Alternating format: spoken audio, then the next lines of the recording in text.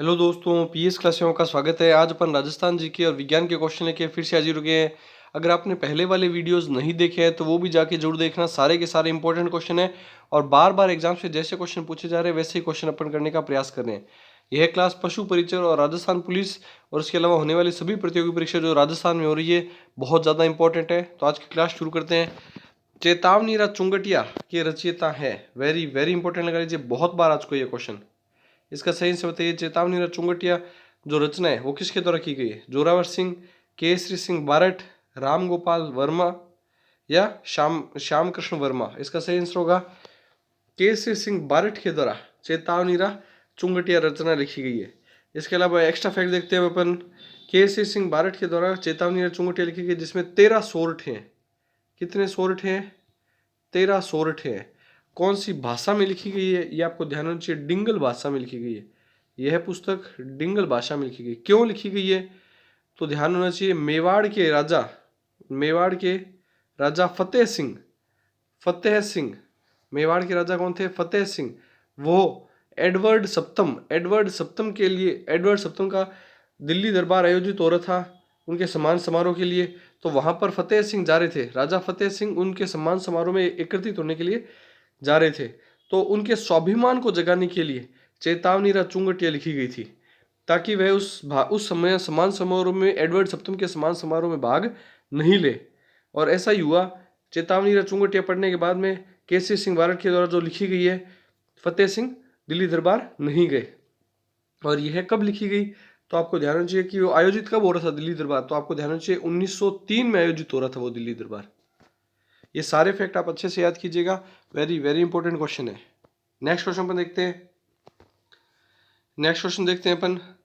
आजादी के दीवाने किसकी रचना है? ये भी स्टार लगा लीजिए, वेरी वेरी इंपॉर्टेंट क्वेश्चन है ये भी।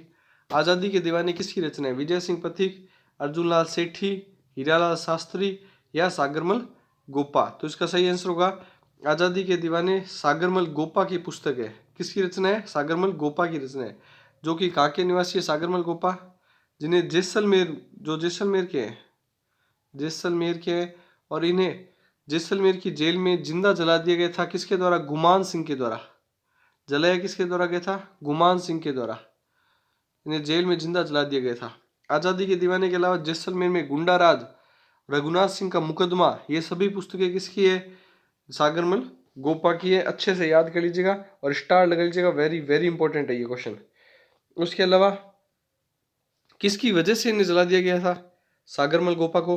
तो जैसलमेर के जो शासक थे महारावल जवाहर सिंह, इनसे, इनके प्रति इन्होंने जो पुस्तकें लिखी है उस पुस्तकों में इनकी बुराई की गई थी, जवाहर सिंह जी की।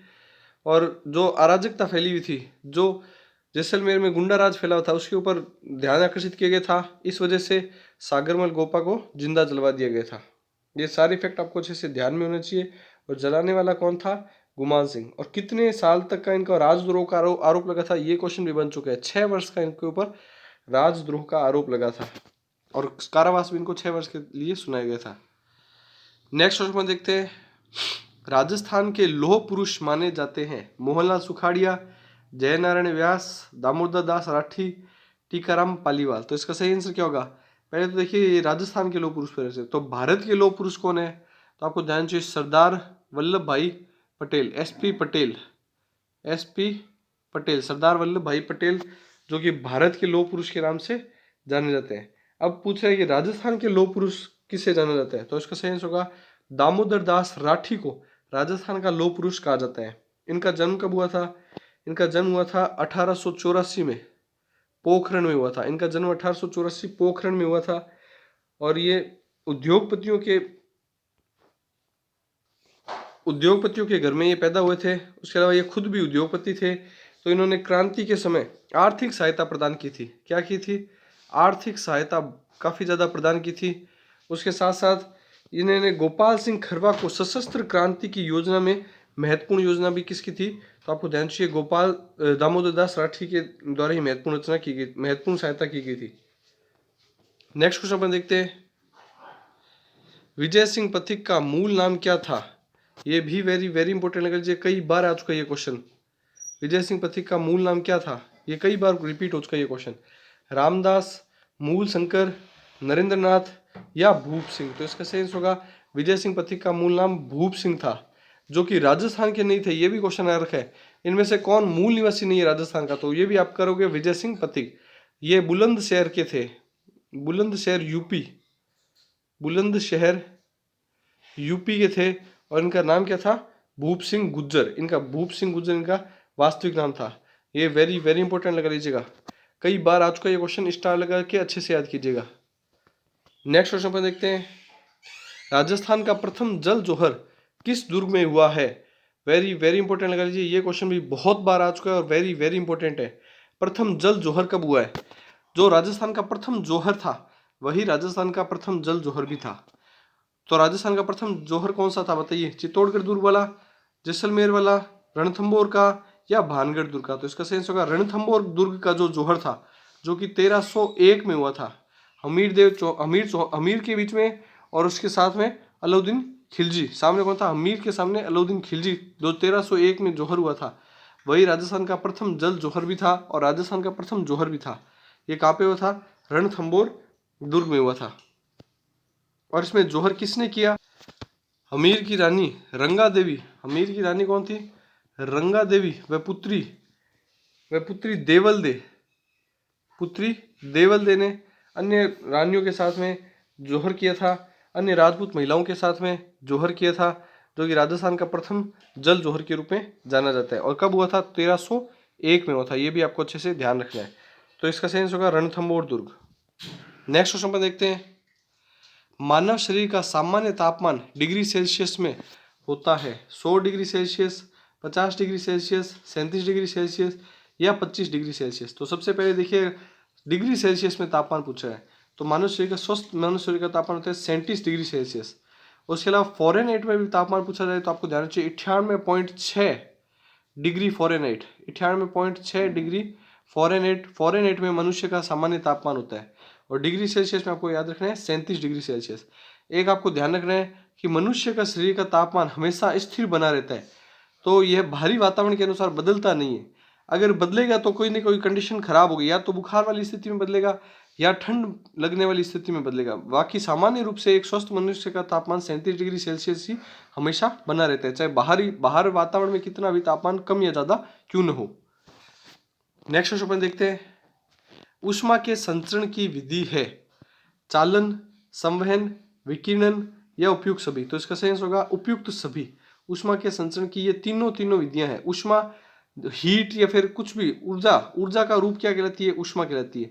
उसके संचरण की विधि मतलब उसके चलने की विधि क्या है? चालन विधि से भी चल सकती है, संवहन से भी चल सकती है और विकिरण विधि से भी चल सकती है। ये सारी की सारी ऊष्मा के संचरण की विधियां हैं।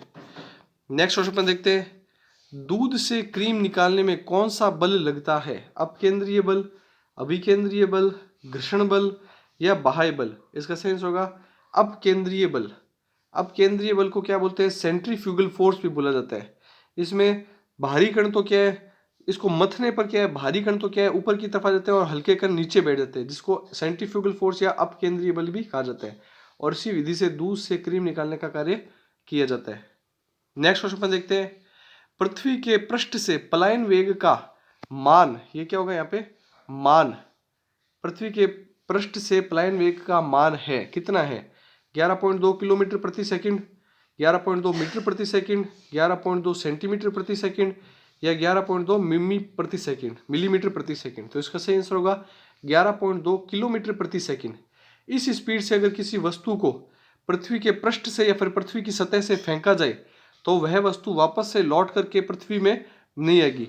वह वस्तु के पर्यावरण से और वायुमंडल से, पृथ्वी के वायुमंडल से बाहर निकल जाएगी और अंतरिक्ष में चली जाएगी, वापस से लौट करके जमीन पे नहीं गिरेगी। तो वो स्पीड क्या होनी चाहिए? उसी को पलायन वेग बोला जाता है। और वो स्पीड होनी चाहिए 11.2 किलोमीटर प्रति सेकंड। चाहे आप किसी भी वस्तु को फेंक के देख सकते हैं, चाहे पेन के ढक्कन से लेकर के किसी भारी वस्तु या फिर कितनी भी हल्की वस्तु को अगर आप इस स्पीड से फेंक देंगे तो पृथ्वी के पृष्ठ के जो वायुमंडल है उससे बाहर निकल जाएगी।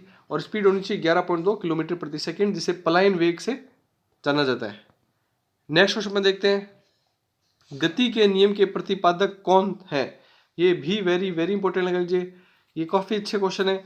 और सारे क्वेश्चन आप एक बार रिवाइंड करके वापस से लगाइएगा। आपके कितने क्वेश्चन सही हुए कमेंट करके बताइएगा।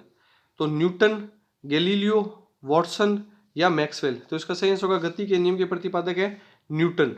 न्यूटन के द्वारा गति के 3 नियम दिए गए। कौन कौन से? पहला दिया गया जड़त्व का, दूसरा संवेग संरक्षण का, दूसरा दिया गया संवेग संरक्षण का, और तीसरा दिया गया क्रिया प्रतिक्रिया का। तीसरा दिया गया क्रिया प्रतिक्रिया का नियम। ये तीनों नियम किसके द्वारा दिए गए थे?